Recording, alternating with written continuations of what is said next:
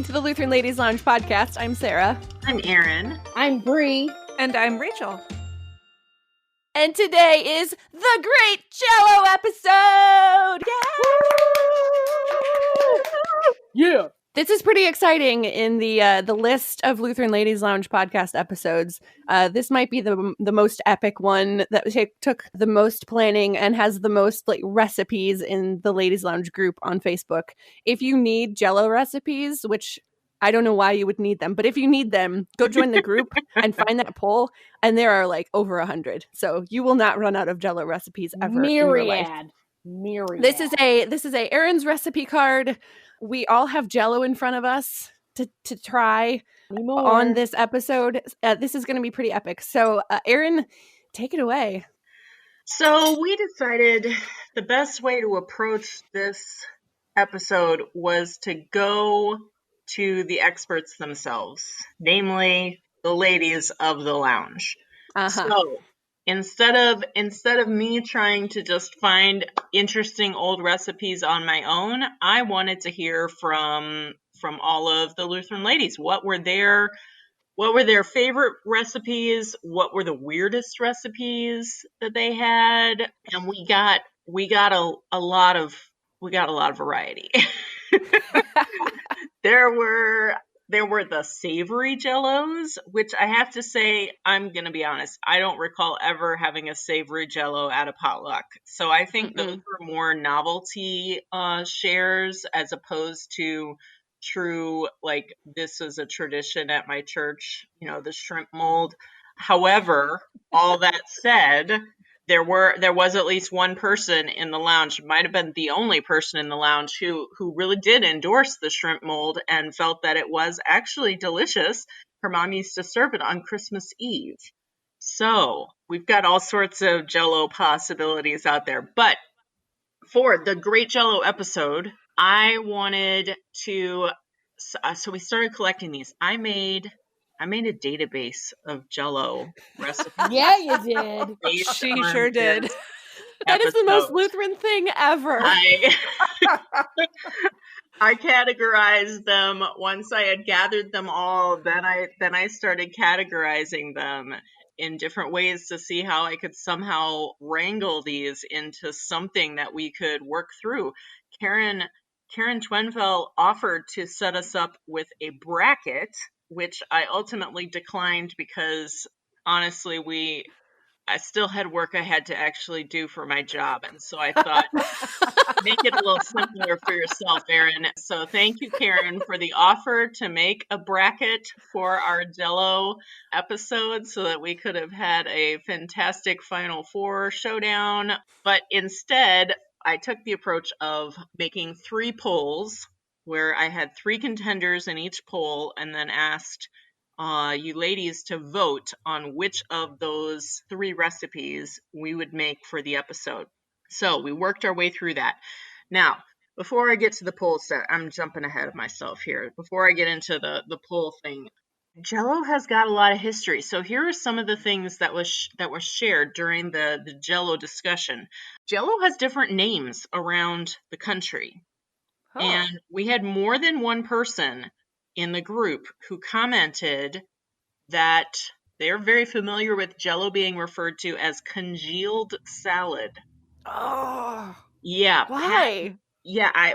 Pat Gilbert said that when they moved to Alabama in the 70s, their family was introduced to congealed salad, and she was so relieved when she learned that it was actually Jell-O because she had horrible images in her head of what this could possibly be when talking with the ladies at church, I guess, before the actual potluck. So I thought at first that maybe it was a Southern thing, but it turns out that no, somebody else also knew it as congealed salad, and that person was from the East Coast somewhere. So that's a little too small of a sample group to really say with certainty how that name came about.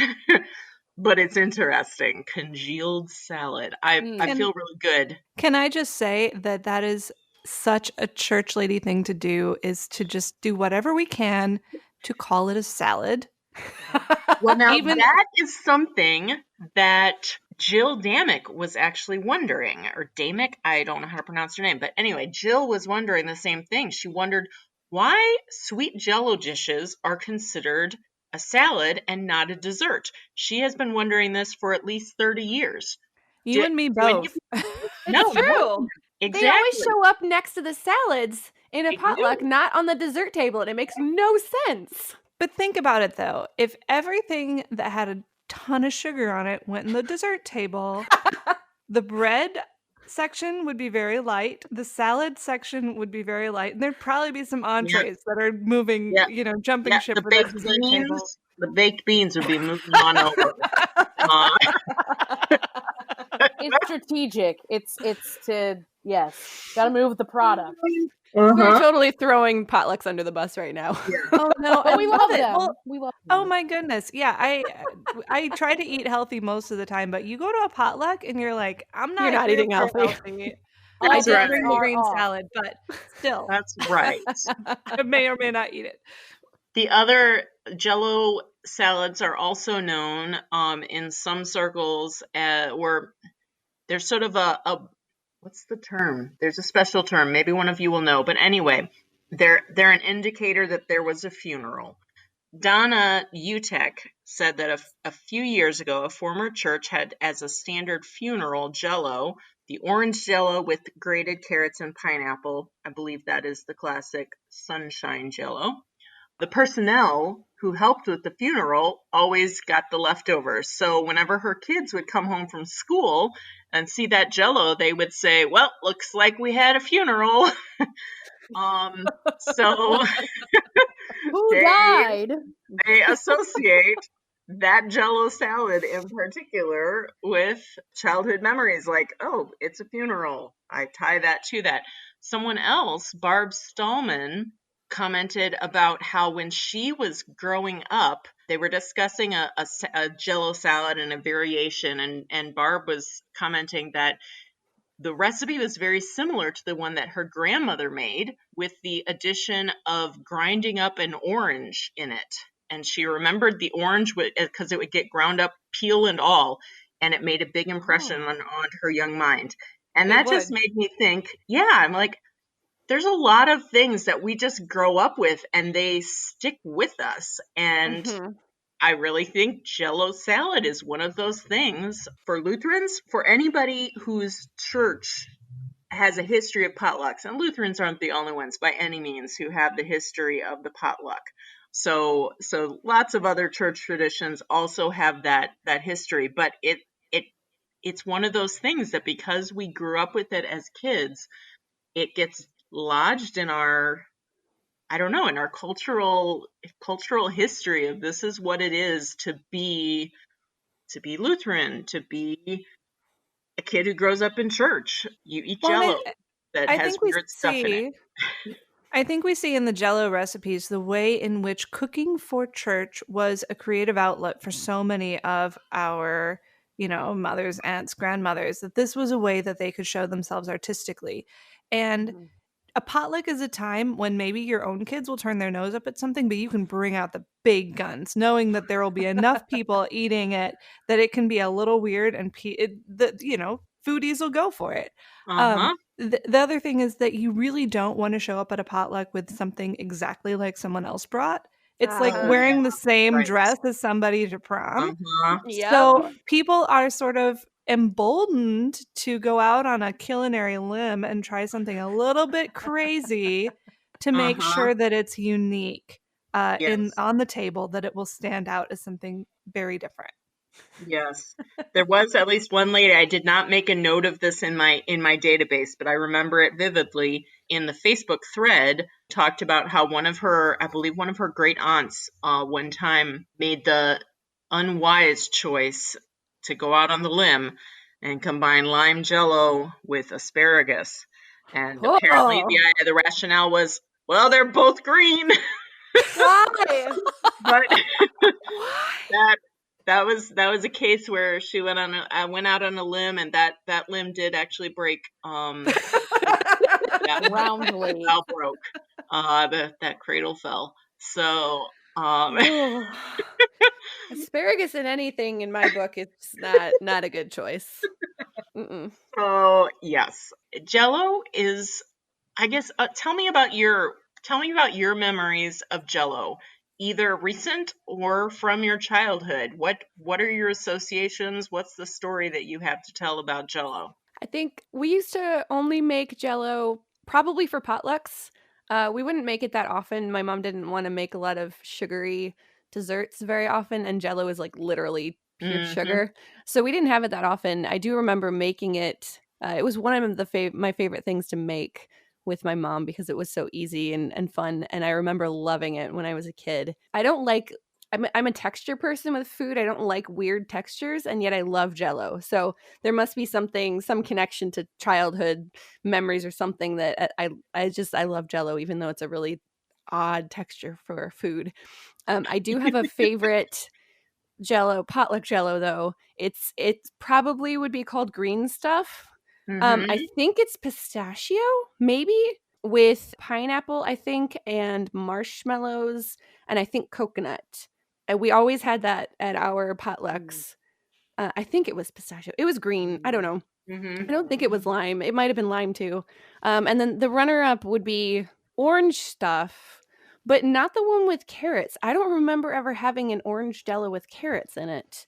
I think our orange Jell-O actually had mandarin in it Mm-hmm. and marshmallow, but I don't think there were carrots. So, I mean, obviously there's lots of variations, but I apparently like the Jell-O marshmallow, like add all of the sugary stuff you can to the Jell-O, but I would always get thirds and fourths of those at potlucks. And I'll get to this later when we share our recipes, but making this Jell-O was an epic experience for me, and I'm so happy we're doing this episode because I now can eat Jell-O again.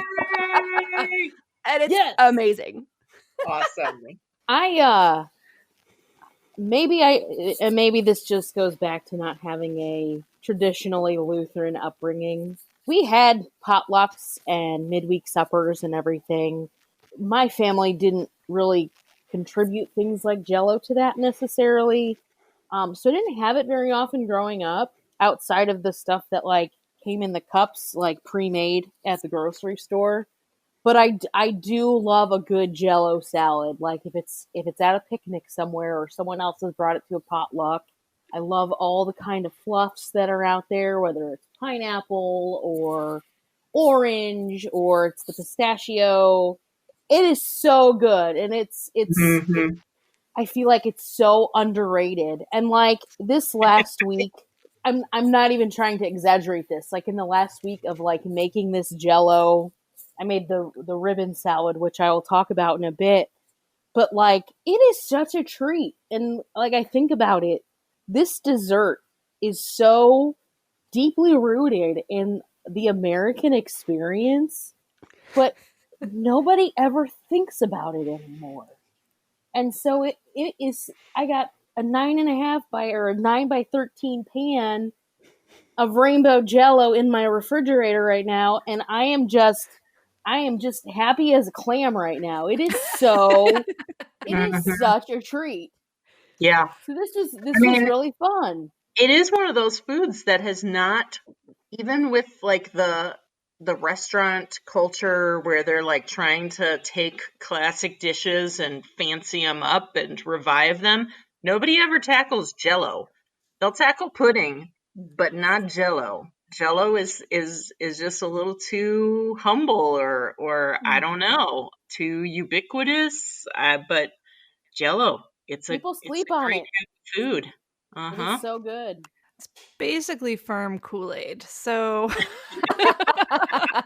I mean, yeah. I ate a lot of Jell-O growing up. Not that my mom made it a ton, but whenever she did, you know, when I was a teenager, it was sort of in the days when diet meant low fat. And Jell-O, of course, is fat-free. Mm-hmm. And so I equated it as a health food, as sort of free points on Weight Watchers kind of deal. I'm being triggered. Yeah. which I realized was a little naive on my part, but thankfully I was running like 5 miles a day back then, so it was That's fine. what was doing it. That's what was doing it. So, but I really love Jell-O. I don't like fancy Jell-O. I didn't then, I don't now.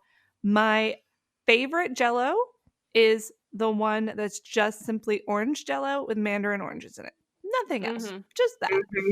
They go together so well. You put anything else in orange Jell-O, shredded carrot.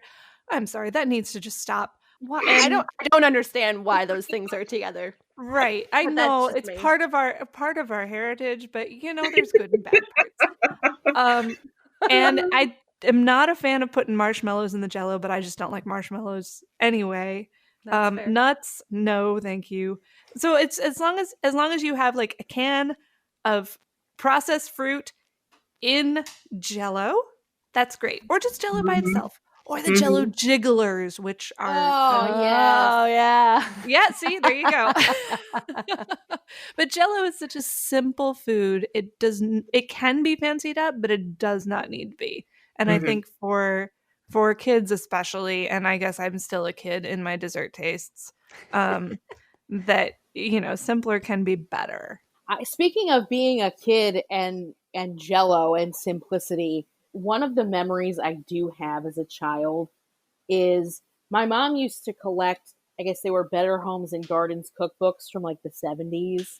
And I think somebody in the Facebook group brought this up, and it resonated with me like immediately, was seeing these pictures. It was usually of like those savory Jell-O molds and like seeing those in the Better Homes and Gardens.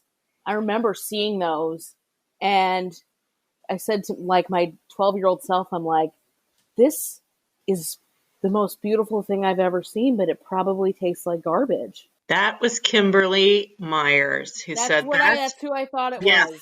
She thought it was the most elegant dish she had ever seen. Yup. What is it? It was the fish mold. Like the fish mold. Or like It looks really cool. It looks awesome. Yeah. I would not eat it. No. Yeah. I'm a little curious though. I would, speaking about the shrimp mold, I would make that and try it. If this was not so time consuming, I would have done that one too. Yeah. I personally, as far as the savory ones go, I was personally intrigued by the potato salad one because potato salad is in many ways already pretty close to Jell-O in its consistency. So I feel like I would try that. But also I did not end up doing that this week because I'm the only one eating this Jell-O, and I did not have still more Jell-O in my refrigerator at the moment. So am I the one who made a bonus quirky Jell-O? I made two. I made two as well. All right. Savory one. Technically, I made 6. Yeah, exactly. Yeah. So the Jell-O, I actually am different than you guys in that I don't remember being, maybe I was, but I don't remember being disturbed by weird stuff in Jell-O. I always thought, wow, that's interesting. But it was sweet, and so I'm like, well, it's sweet, so I'll eat it. And so I remember the chopped up nuts and chopped up celery and grated carrots and all of those odd crunchy things. Pineapple and yet they were ensconced in sweet fruity Jell-O, and so I just gulped it down. My mom also was not a big Jell-O maker. She wasn't a big dessert maker. She also just was like, no, you don't need that much. She was ahead of her time as far as not serving a lot of sweets. So the potluck was indeed the place where I most often got to enjoy Jell-O. I will happily enjoy Jell-O with just a can of, fruit cocktail tossed in. Sure. But I still enjoy the more messy the Jell-O is, the better. the more things it has in it, I appreciate that. So let's talk about what we actually each made. I'll go first. So I was in the fluff round, and the Jell-O that was selected that I made was actually, it turns out, so the initial recipe that was submitted was, I believe, orange fluff salad, or orange Jell-O salad. And it consisted of, it was a handwritten card, and it had really basic instructions of Jell-O and orange sherbet and mandarin oranges. And then later, this was Amanda Barlow. She then said her mom actually gave her the proper recipe, so she submitted an additional recipe card, handwritten in clearly somebody who went through penmanship in their school with very nice cursive handwriting. And then it was called Orange Supreme Salad, Orange Supreme Jell-O salad, Orange Supreme. And this is a little trivia for you all. You know the segments in an orange, and like the mandarin oranges that you get in a can, how they don't have the skin on them? Mm-hmm. So you can do that with any citrus fruit, right? You just cut off the peel and then you slice it out by using a knife, and so you end up with just the wedge of the citrus fruit without any skin at all. That wedge with the skinless fruit is a supreme. That's what it's called. Really? So that's what chefs call it, according to the Joy of Cooking. I knew I remembered that. So once I saw the name of the new recipe, I pulled out my Joy of Cooking, and sure enough. So cool. this is trivia. orange cream Jell-O salad, and it was still, I felt it was not as exciting a Jell-O as I really wanted to be able to make. So I decided I would make it, and then I would also attempt to make another version that was more jazzed up, but tried to keep a little bit to the spirit of it. So I chose to make the change I made to it. I'm calling it Dreamsicle Gelosia. Whoa. Yeah. So the original calls for orange Jell-O with orange sherbet and the mandarin oranges. I changed it up by going with orange Jell-O, vanilla ice cream for the dreamsicle effect, the mandarin oranges, but then I wanted to bring in more of the texture because I already said that's what I really enjoy in a Jell-O salad. So I decided to be inspired by the classic ambrosia salads. So I tossed in a bunch of unsweetened coconut. I thought to myself, yes, my mom does have good advice all these years, so I figured it didn't need to be the sweetened coconut. I did not add the marshmallows because it's already got ice cream in it and Jell-O to begin with. There was plenty of sugar. So I added the cottage cheese. I love cottage cheese in my Jell-O. Oh. So I tossed in some cottage cheese, and then I added some sliced almonds. Slivered almonds would have been a better choice, but yeah, you live and learn. So the sliced almonds ended up being too similar to the shredded coconut, once it had all set up. Oh, and I added a little bit of vanilla to really boost that vanilla flavor. And the original is good. The original is got that, for if you are someone who doesn't like the chunky Jell-O that's not what does it for you. The original orange Jell-O salad, the original Jell-O Supreme, it's great. You're gonna like it. It's a simple classic. I think even Rachel, I think you would enjoy this one. The orange sherbet, so it gives it a little bit of something special, but not too much. So I think I would probably enjoy the original or the simple version of that. The complex version, we like to say on this show that Lutheran looks a lot of different ways, and never has that been more apparent to me than you describing this Jell-O that you like. Because that's not how I Lutheran. Fair enough. So what were your experiences with the Jell-O that you were assigned, and then did you make any extra Jell-O, or how'd that go for you? I think we need to hear from Sarah. We only had 3 Jell-Os here because Sarah can't eat any of them because of her uniqueness. Sugar. Intolerances, which I know a lot of our listeners out there have to deal with a variety of food intolerances and special diets. And so, Sarah, I would love to hear about your adventure. You sort of went off, what do you call it? Freestyle Jell-O. I definitely freestyled Jell-O. Yeah, so I have a very long list of food intolerances, which includes pretty much everything that's in Jell-O other than the actual gelatin itself. So, uh, making any of those recipes, as fun as it would be, and as much as it would be fun to relive my childhood memories, my body would hate me if I tried to eat that stuff. Cow is generally safe for me, though, so I was pretty excited about this because I figured gelatin would be safe, and alas, it is. So I figured I would be able to use straight up gelatin. I used Great Lakes Gelatin brand. It's one of my, they don't pay me, but it's my favorite brand of that style of thing. And then the most simple recipe that I found that we can put in show notes or in the group or whatever is just gelatin and fruit juice. Pretty much. It's super, super easy. So if you have, if you can't eat cane sugar or something, or you want to just do it on your own and make up your own recipes, that is the easiest way to make Jell-O. Just get some gelatin, and it's cheap too. Just get some gelatin, get whatever fruit juices and fruits you like, and just mix it all together. Super duper easy. So what I ended up doing, I can't eat a lot of sugar at all, really. So I did a cran apple was my original recipe. So I used gelatin, cranberry juice that I sweetened with stevia, so I actually don't have any sugar in it, and then chopped up apple and mixed all that together. What's the verdict? I didn't sweeten the cranberry enough because cranberry juice is super duper tart, and I didn't want to overdo it with the stevia. My husband made a really super puckery face when he tried it. He's like, "This is not sweet at all." I was counting on the apple to add a lot of sugar content to it, and it did.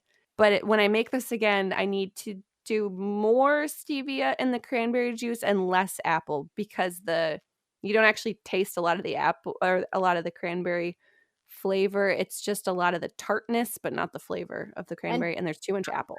To be clear, you used pure cranberry juice, not like a cranberry juice cocktail. Right. This is straight up 100% cranberry juice, the stuff that you would not want to drink straight. I mean, maybe you would, I don't know, but it's not sweet at all. You hate yourself. Right.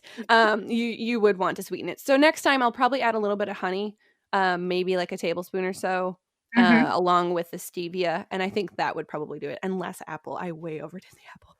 But it's good. I like it. And it's a beautiful color. Cranberry juice in gelatin. Beautiful color. So the second one, this one I was really excited about, is coffee Jell-O, which was your idea, Erin. And it blew my mind. Like so many things colliding. That was like so exciting to watch. It was so the great. most Lutheran Jell-O, coffee and Jell-O. And it sounds like it would be gross. And when I was telling people that I was making coffee Jell-O, they were all like, why would you do that? That sounds like a terrible idea. So I found recipes for it. What did you say? It's a delicacy in Japan, and apparently on like the East Coast as well. I don't know. It is one of the most easy Jell-Os to make if you have gelatin, because you make your coffee hot and you literally just mix hot coffee into the gelatin and let it set. It couldn't be easier than that. So the next time I make it, I want to try to layer it a bit with some almond milk Jell-O, and maybe play with the sweetness of which layers get a certain amount of sweetness. Yeah. So, and my husband will probably make a separate one with a milk layer, and he'll make his super duper sweet because he'll like drink honey out of the jar. So, so the verdict on that one, I didn't quite sweeten it enough, but I didn't want to overdo it the first time. So I sweetened the coffee, and I used AeroPress coffee because AeroPress is nice and dark. I wanted it strong. I did sweeten it with a little bit of honey and a little bit of stevia, and it's not quite sweet enough. And I need to work on the presentation of this one because like a square of brown Jell-O is really not appetizing at all. But it's good, and this one gets my husband's stamp of approval too. He was eating this one willingly, so that one will definitely come back. I feel like it would be best. I think you would need to use strong coffee with it because by the time it's cold and you add the other, you add the gelatin. I think starting with something that is pretty strong like that does seem like it would give you the best results. Ooh, how much fun! Especially if you follow the actual recipes you find, because they tell you to put a lot of sugar in it, which I obviously didn't do. But Right. a lot of sugar goes really well with really strong coffee. So Yes. that one is a winner. If you think it sounds weird but you love coffee, I highly recommend doing coffee Jell-O and then putting some whipped cream on top Ooh. and serving it. It would be fantastic. That sounds Um, nice. Do you think you yes. could do Irish coffee Jell-O? Yes. A twist on the Jell-O shot idea. Yes. Oh, I know what you're talking about. Yeah. I'm pretty sure one of the recipes I found actually called for that. But So, Vietnamese coffee yes. Jell-O would also be delicious. Yeah. You've got So options. good. Yeah, I highly recommend doing the coffee Jell-O Oh, and if you are able to. now I'm wondering, how would a chai tea be as a Jell-O? I actually wanted to try ginger tea and make and do Mhm. like a triple ginger. So you can get like candied ginger and put candied ginger Yeah. on the bottom and then make really sweet Yeah. ginger tea and pour that over it. Yeah, I think that would be good. But yeah, So- I bet you chai would be really good too. I'm guessing this will be a to be continued kind of Jell-O adventure for you, Sarah? Yeah. So this is really exciting. I don't really have desserts in my life right now because I can't eat sugar pretty much at all. So just to have something that it's still not that sweet, and like for a normal person that eats normal desserts, it's not going to taste like a dessert. But for me, this is a huge experience because I actually have something that looks like a dessert. And I can eat it like a dessert, and I can actually bring something to a potluck that other people will eat and they won't look at me like I'm crazy because it's a legit like Lutheran dessert. So Exactly. You're welcome. This is pretty great. So this episode has changed my life. Yes. I will warn you, if you use straight up gelatin out of the container to make your gelatin, it is an interesting experience. I had never used it before. It smells weird when you first mix it, and you have to mix it into cold water first. When you first mix it, it smells really weird, but it goes away, and the texture is like glue paste stuff. It does not look appetizing. It turns out fine, I promise. So I have a question. Yeah. How is the gelatin that you use different? Because my recipe called for unflavored gelatin powder that came in like a little envelope Yeah. that I found at the grocery store. Like, so what's the difference between something like that and what you used? Probably not much. The ratio is they give you a ratio, like 1 packet equals 1 tablespoon out of the Okay. container I get. It's probably similar. I don't know what's in those packets. There may be like preservatives or something. I don't know. But it's probably really close, really similar to the same thing. Because mine didn't smell. So Yeah. I mean, I got like this I got the super fancy The stuff, stuff. like grass-fed beef gelatin. This is Oh, it's so legit. Yeah. It looks like usual normal gelatin when you get it all together. So it works. It's fine. Yeah. Well, Bree, tell us about your saga, because yours was sort of an epic journey. You had the longest recipe, long time wise. yes. So I picked the sour cream round winner. It was the ribbon Jell-O from Mary Jo Ryman had posted Uh-huh. that. My aunt, by the way. What? Potlucks and course. company. Meow. I took that one on because I'm the kind of person who, like, if I see foods in rainbow order, I will want to eat them. Like, even if it's like the lineup of the Boone's Farm at the grocery store, I'm like, I want to drink all of these crappy wines because they look so beautiful next to each other. That's the kind of person that I am. Mm-hmm. So the recipe itself is pretty simple. However, you're absolutely right. It's tremendously time not consuming, but it takes a while. So, basic rundown of the recipe is, as Mary Jo had posted it, 4 kinds of Jell-O, and then a recipe for like a sour cream sweet sort of layer that separates the colors. I'm sure many of you are familiar with this kind of dessert. If not, I have pictures that I will be posting in the Facebook group. once the show comes out, probably with everybody else's photos. The recipe had four colors. I believe it was green, yellow, orange, and red, maybe. But because I'm a freak about rainbows, I was like, I'm going to take this one step further and put blue and purple in there as well. Mm-hmm. So I drove to the local grocery store, which I have since found is like the mecca of Jell-O selection, like ever. I posted a photo of the Jell-O aisle in the group, and everyone was just overcome with how many options that we have at this local grocery store. There's going to be a run on Jell-O after Yeah, this like episode. I didn't really know how blessed I was until about 3 days ago. I found all the colors that I wanted. I didn't really put a whole lot of thought into like flavor profiles, but like as I was walking out of the store, I was like, I wonder if lemon is going to go together really well with grape. I don't know. I guess we'll figure it out. It was an entire experiment, so I wasn't that concerned about flavor profiles or even like how it's set up and all of that.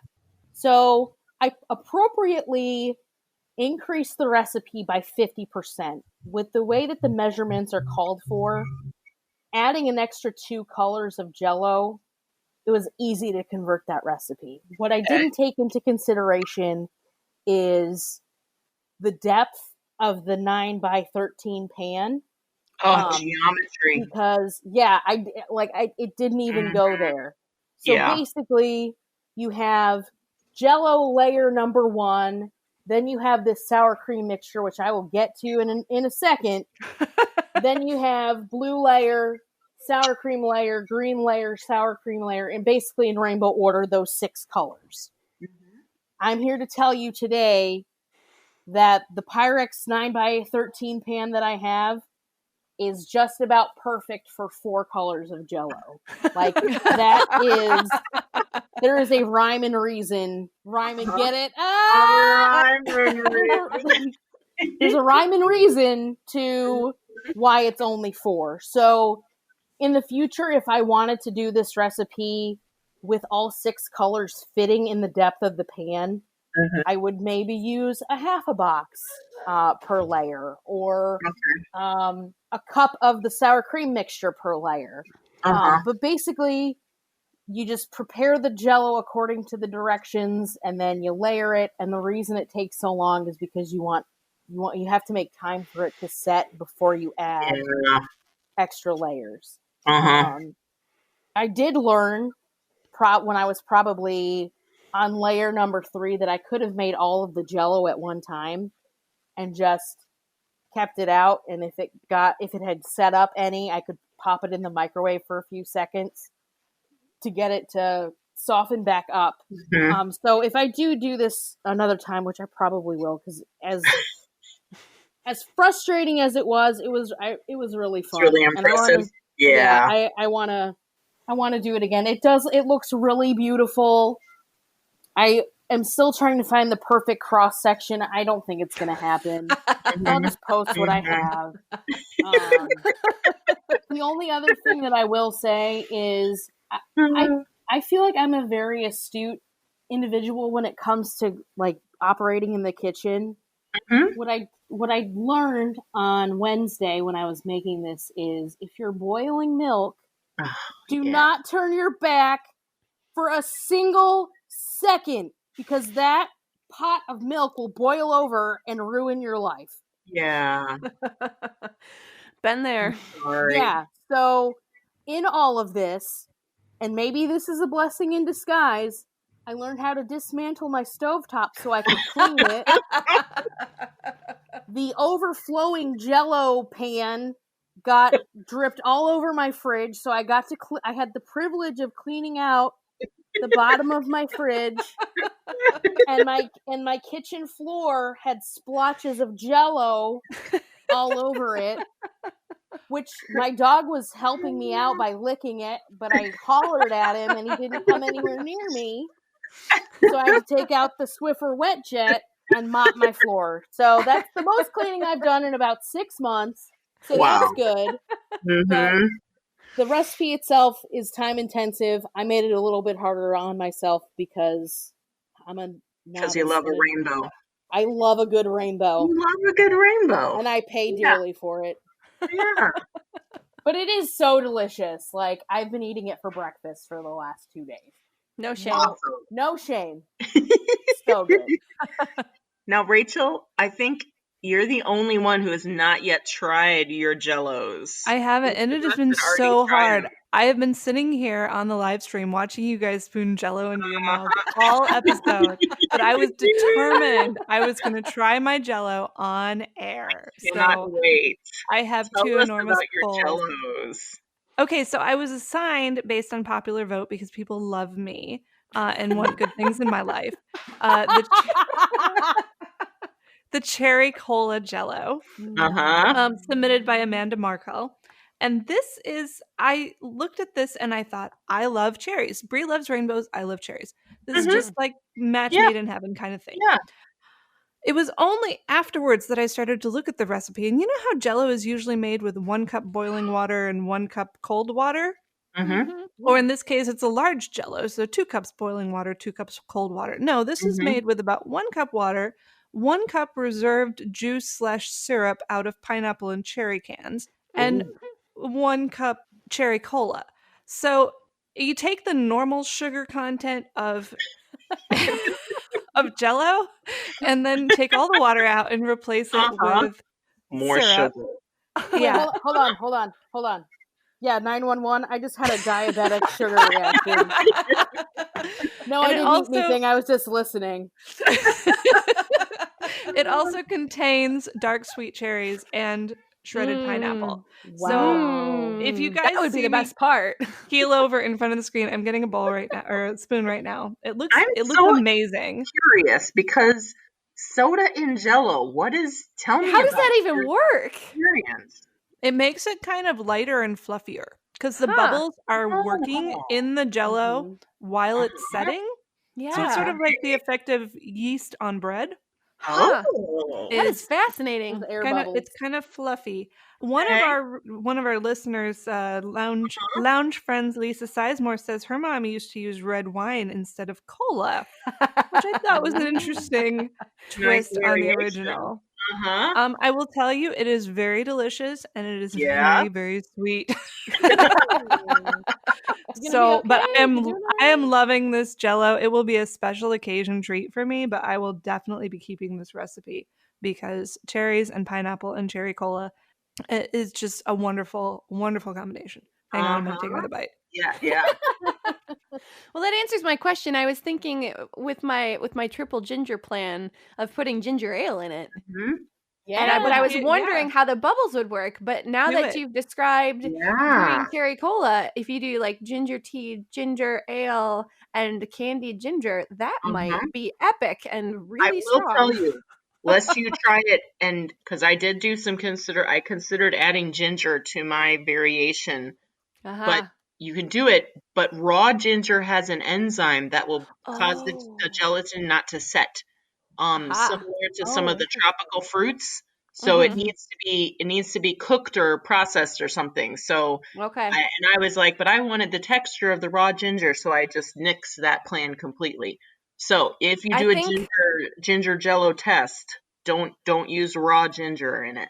Yeah, I think the stuff that we have is candied, so I think it's actually like already jellied ginger juice or something. Like it's processed in some way. Right. Yeah. I just wanted to say, in talking about the carbonated beverages in a Jell-O. Yeah. When I was younger, I am pretty sure there was a Jell-O commercial for like New Year's coming up, and it was a champagne Jell-O. Whoa. Yes. Apparently Jell-O for a while had a special brand that was for Jell-O sparkling Jell-O or something like that. And then the world figured out you can make it by just adding soda. And so they're like, you don't need the special Jell-O, you just add soda to any Jell-O you want to make it with. And so Jell-O just continued that particular little specialty option. That's hilarious. Funny. Yeah. All right, Rachel, back to you. Rachel, Okay. Sorry. Tell us a little more. Hang on, let me just sort of like float down from my sugar high. Do you need to cleanse your palate? Do you need to go run a couple maybe. miles and come back? Yeah, probably. I will tell you, it's the recipe recommends using a trifle dish for this, and it's a good idea because the pineapple all floats to the top. So if you're serving this Jell-O, you want to not sort of scrape off the top. You want to really dig down and get a dig cross down. section of the layers, because the bottom layer is very Jell-O heavy, and then the cherries, and then the pineapple. So if you just scrape off the top, you're going to get the pineapple. So yeah, this is the Jell-O. Actually, while we were recording right now, I just got a text from my dad saying, "Bring the cherry Jell-O home." So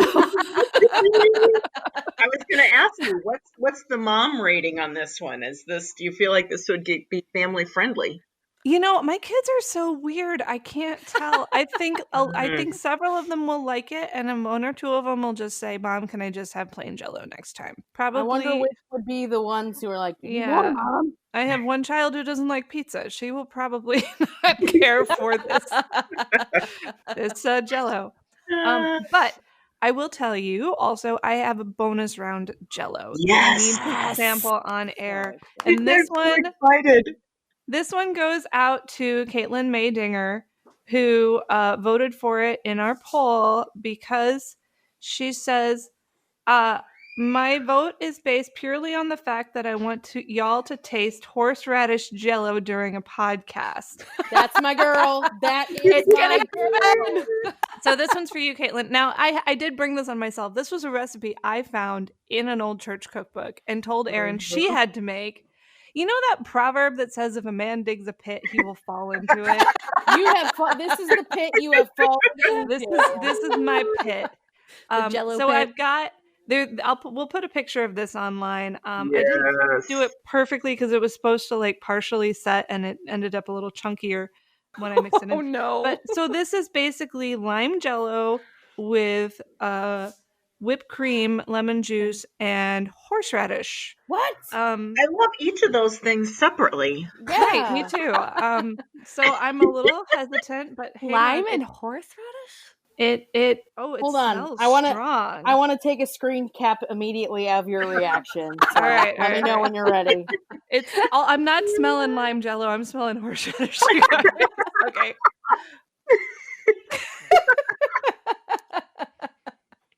You know, the flavor is not awful. Not as awful as you would think. That is a rave review. So here's what I'll say. The flavor of horseradish is not a terrible match for the lemon lime because horseradish is a very tangy flavor. Yeah. Sure.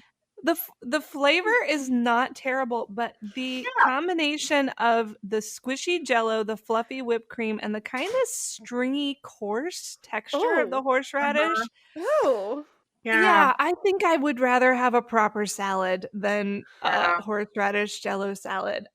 I may actually end up finishing this because it may be sort of like the sort of thing that the last bite tastes better than the first. You know, you get used to it as you go down through the layers of Jell-O goodness. But It's like Jell-O train wreck. You just can't stop watching or right. Right. That's not worth it. So yeah, horseradish Jell-O salad. There you go, Caitlin. It's okay. It's okay. If I took it to a potluck, I would probably carry my camera around watching people's faces as they ate it without actually knowing what it was and being too polite to say anything. Yep.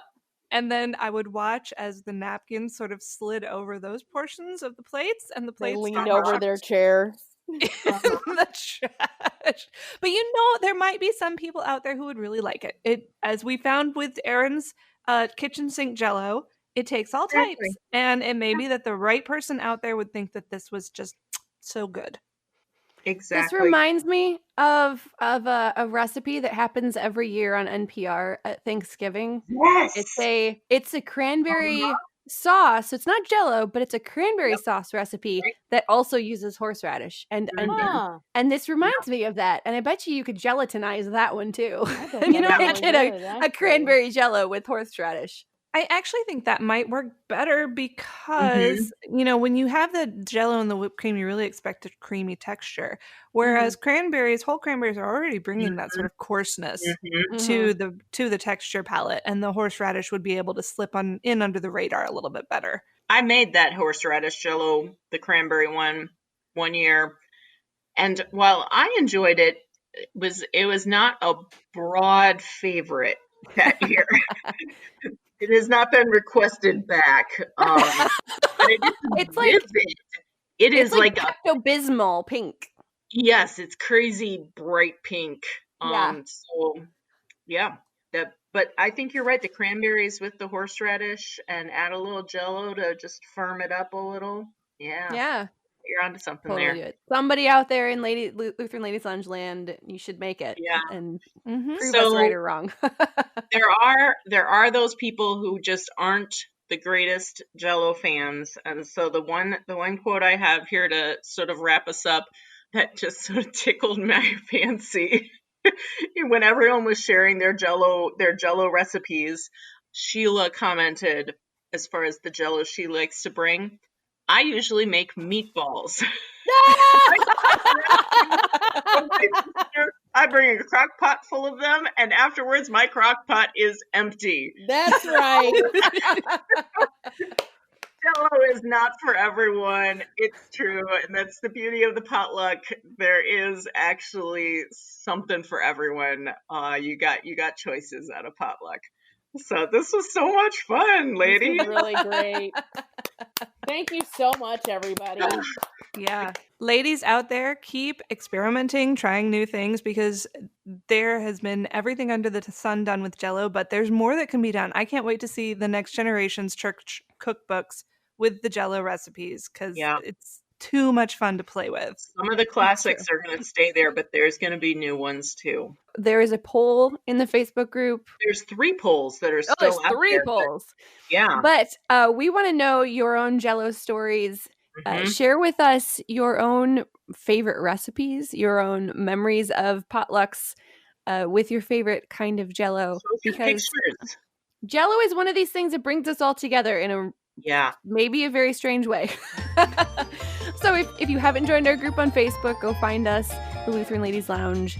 Find all of our episodes at kfuo.org/Lutheran Ladies Lounge or on your favorite podcasting app. You're listening to the Lutheran Ladies Lounge, the Great Jell-O Episode podcast. I'm Sarah. I'm Erin. I'm full of rainbow Jell-O. And I just hate horseradish.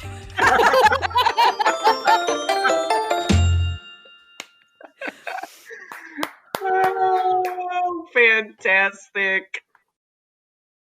Views and opinions expressed on the Lutheran Ladies Lounge podcast may not represent the official position of the management or ownership of KFUO Radio, the Lutheran Church Missouri Synod. The Lutheran Ladies Lounge is produced by KFUO Radio and available at kfuo.org or wherever you get your podcasts. Join our community on Facebook in the Lutheran Ladies Lounge. You know, the flavor is not awful. Not as awful as you would think. That is a rave review. Oh, you have a troubled look on your face. You need to see the photo I just sent. So here's what I'll say. The flavor of horseradish is not a terrible match for the lemon lime, because horseradish is a very tangy flavor. Yeah. Sure. And so if it were just flavors... You gotta look at the photo. I'm sorry. I don't want to look at the photo, Brie. Our listeners can look at the photo on our wall.